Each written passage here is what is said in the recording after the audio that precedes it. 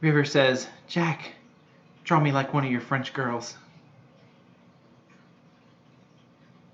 Ooh, belly pets.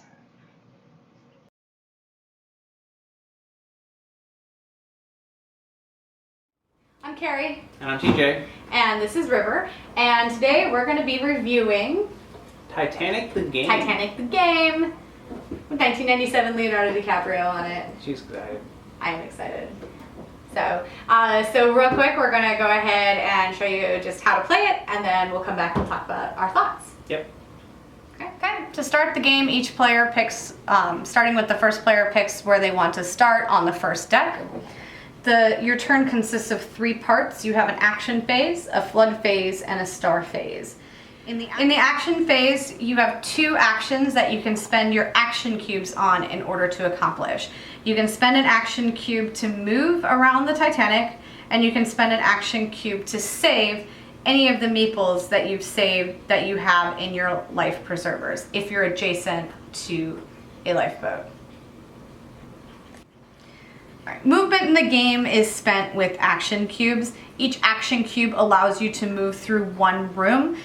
So in this case, Rose can move here for 1 action cube. When you move into a room, you have the option of picking up any of the items that are adjacent to the room you've just moved into, unless they've already been retrieved by another player, which would be indicated by crossing it off with the whiteboard marker. So in this case, Rose could save this second class passenger, or pick up the second class passenger, not save it, I'm sorry, that's later.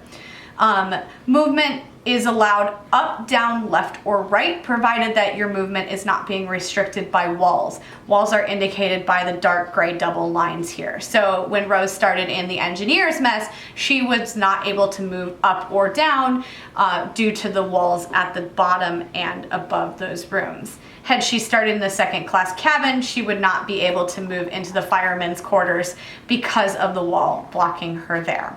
So if Rose wanted to go from the second class cabin to the firemen's quarters, she could go up 2, 3, 4, 5. Down. Okay. When you're adjacent to a lifeboat, you can use an action cube to save the passengers that you've been picking up as you move throughout the ship. To save them, you're going to spend your action cube, and then you're going to then move all of the passengers from your player board that are sitting in the life preservers into the lifeboat.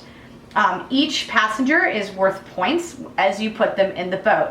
First class passengers are worth 1 point, second class passengers are worth 2 points, and third class passengers are worth 3 points. When you place them in the boat, you're going to fill it in numerical order. And as you notice, there's starred numbers next to it. Those are bonus points as an incentive to fill the boat. So when I place this first class passenger in the first spot, I get 1 point. If I place the second class passenger in the second spot, I get the 2 points for the passenger plus 1 bonus, so 3 points. And then when I save this third class passenger in the third spot, I get another bonus 1, so that's another 4 points there. Additionally, you can spend one of your unused action cubes to help the passengers in the boat, and you get an additional bonus 3 points by sacrificing that action cube. There's 2 other actions that you can take on your turn that don't require you to spend action cubes. The first one is to spend a star card that you've kept in your hand, and the second is to spend one of your character's abilities. Each of the characters have their own unique ability. For instance, Rose here, you can draw a star card. Jack, you can pick up 2 components for free. Cal, because he's a jerk, when you pick up a passenger, you can place him on the iceberg for 1 point. When you spend your character's special ability, you're going to flip it after use, so you can only use it once unless you get up to the top deck. Then your character's ability refreshes and you can use it again. Okay, so now I've set up the board for a little bit later in the game to demonstrate the flood phase. Flood phase occurs immediately after you complete your action phase. All you'll do on the flood phase is flip a card and remove the first room in that column. So the 700 deck is flooded here. If you're in a 2-player game, you'll flip 2 cards instead. So this is column 3 flooded. If all 4 rooms in a row have flooded, the flood line moves up. and the lifeboat on that row takes off regardless of how many passengers are in it. The final phase of the game, you can exchange your star tokens for star cards. You can do this phase while the next player starts their turn, because what you do in the star phase does not impact the next player. There are 4 kinds of star cards. There are items, locations, scenes, and people. The people cards give you special ongoing persistent abilities throughout the game. Items typically give you a one-time ability. Locations, ending your turn or doing something in the location, will allow you to score some points, and scenes give you either a dramatic opportunity or end game scoring. So the end objective is to get to the lifeboat before the entire boat sinks. Once the flood line reaches the 900 level, anyone who's not on the lifeboat does not get to score at the end of the game. And the last things I want to talk about are the heart of the ocean and the door and the automation tiles. So the heart of the ocean is given to the player that's clearly in last place. So you'll hand out the heart of the ocean once there's a clear last place person. That gives the person in last place an extra action each turn for free. The next thing is the door. In a 3 to 5 player game, if you have the door, you do not need to worry about getting to the lifeboat at the end. You'll still be able to score your save. In a 2-player game, all it does is give you a star card. And finally, in automation. In a 2 or 3 player game, you'll shuffle 9 automation tiles and place them on the side. And every time the flood line rises, you'll flip an automation token. The automation tokens cause lifeboats to depart early. They remove passengers and resources, and there are also ones that do nothing. All right, and that is the basic rules on how to play the game. It's fairly simple. So now we will go back and talk about it with the components. So general thoughts on component quality? So, I mean, overall, I was pretty happy. What about you? Got this game for what, $25 US? Yeah, something like that. So, not bad for what it is. I thought the small components were nice. River seems to approve too.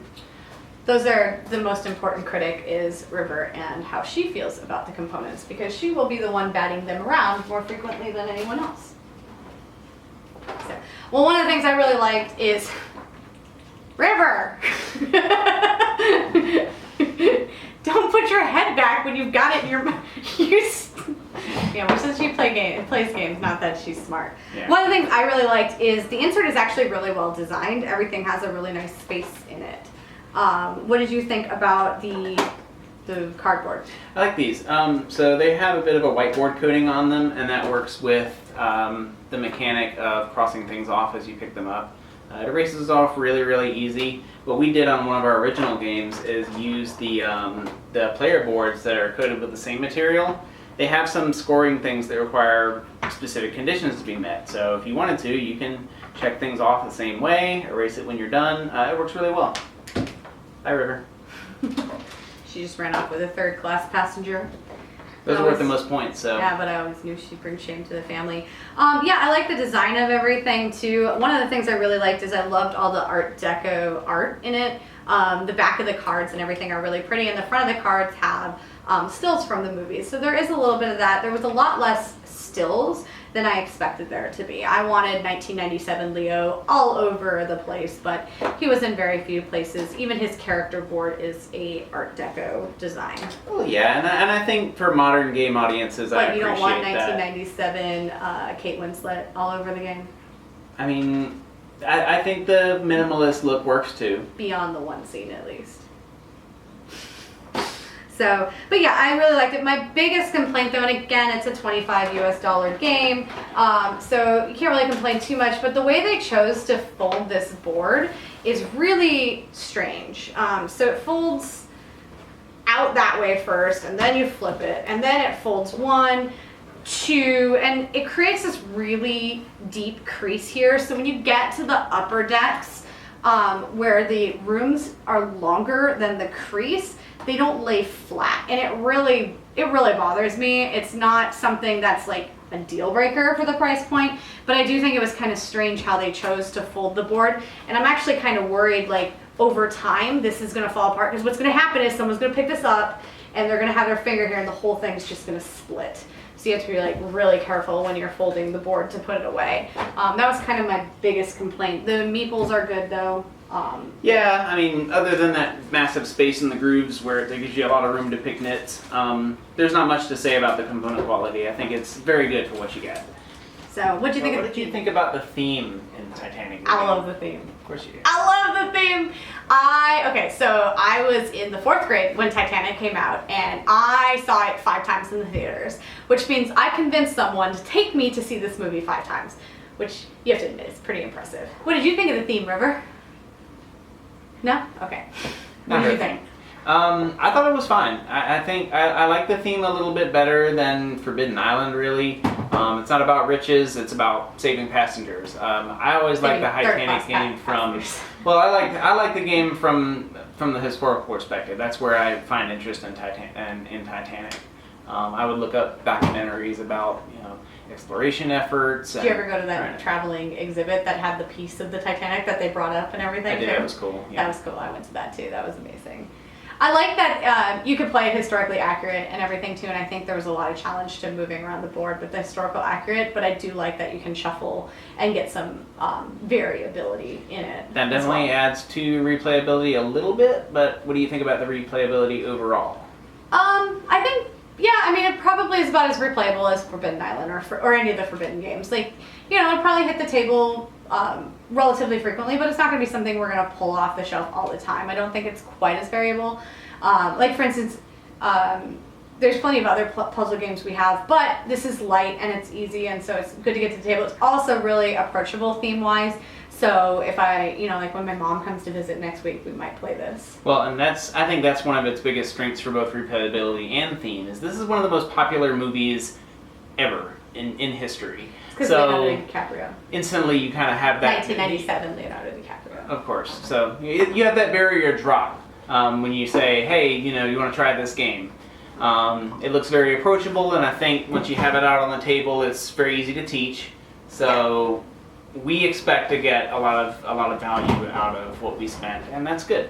Yeah, I think it also is a little more approachable theme than Forbidden Island, but if you have played Forbidden Island with someone, they will absolutely understand the mechanics. So this is a matter of fact, the first time we played it, we taught ourselves with the little player...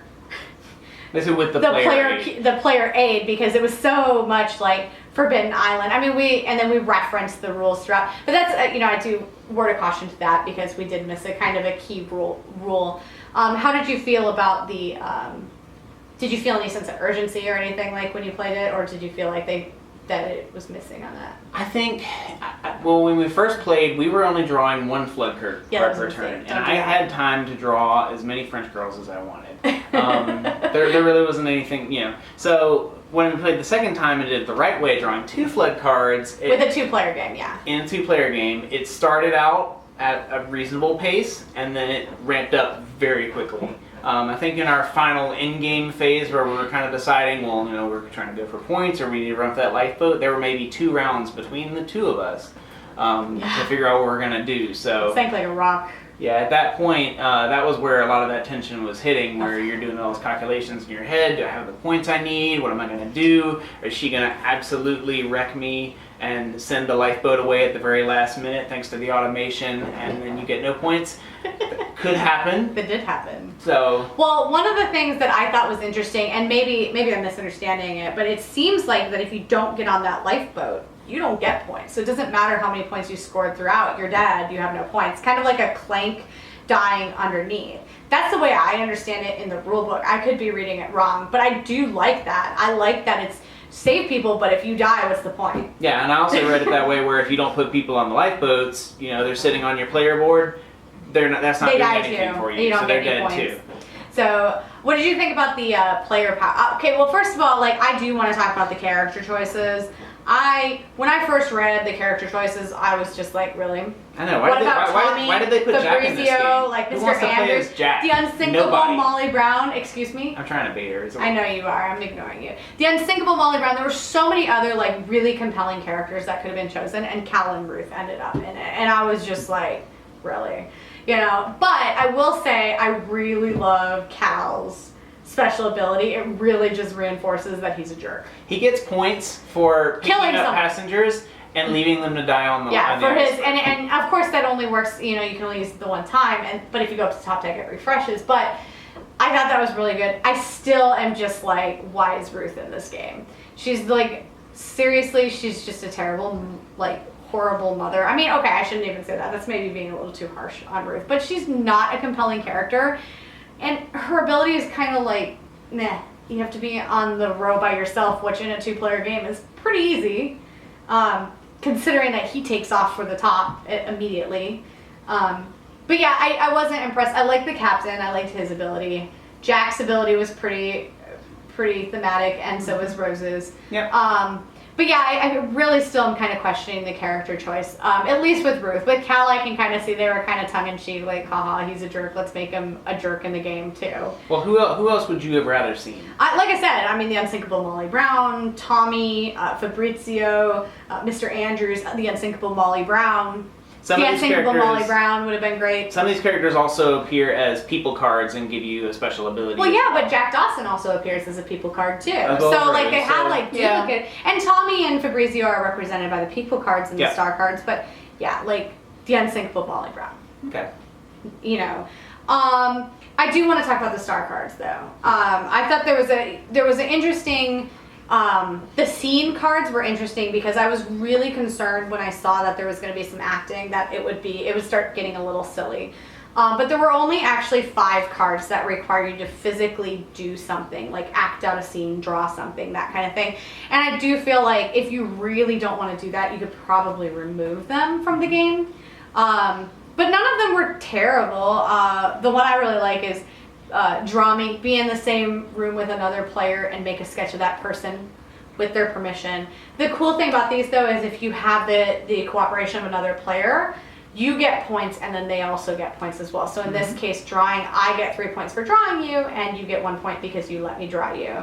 One of the things I was really impressed with, really impressed with, is any of the cards that require the participation of another player, it specifically tells you to get their consent, which I think is huge. And I think it is important to acknowledge consent. I mean, it's kind of one of those unwritten rules, but it's really cool, especially like if you're gonna play with children, to teach that. Like for instance, this hold my hand, be in the same room as another player, hold their hand with their permission. So again, you've got that, you know, I am asking your permission to put my hands on you to touch you, and it reinforces some really good lessons for children, and that really stood out for me when we were playing.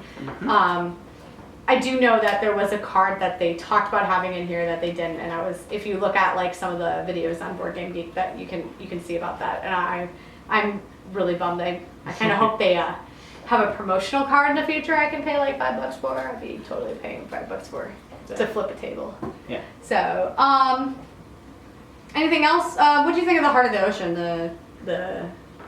The ability? Yeah. I think it's important to keep one person from just absolutely running away with the game.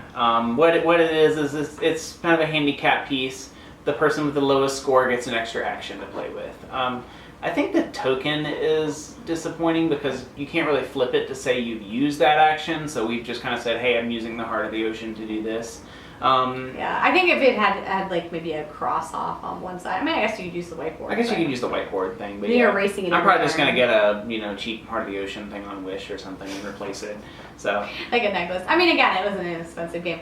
I was upset about the door.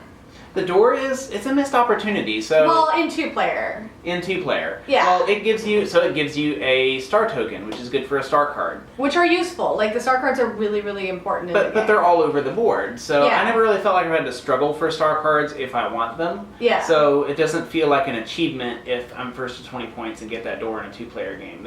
could have done something else that incentivized it a bit better. Yeah, in the multiplayer game, I would imagine, and again, we haven't played multiplayer, but in the multiplayer game, I would imagine that it's really useful to have, because then you don't have to worry about getting onto that final boat. But in the 2-player game, it was like, it would have been, I honestly feel like it would have been better if there was nothing for the door in 2-player, like don't play with the door in 2-player, because it's like, oh yeah, I get a star card. Yeah. Like, I mean, again, star cards are important, but in 2 players especially, they're easy to get and they're easy to come by. So I feel like it was like a last minute, like, oh, we didn't do something with the door, let's throw it in.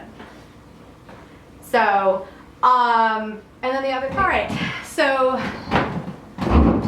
final thoughts? Final thoughts.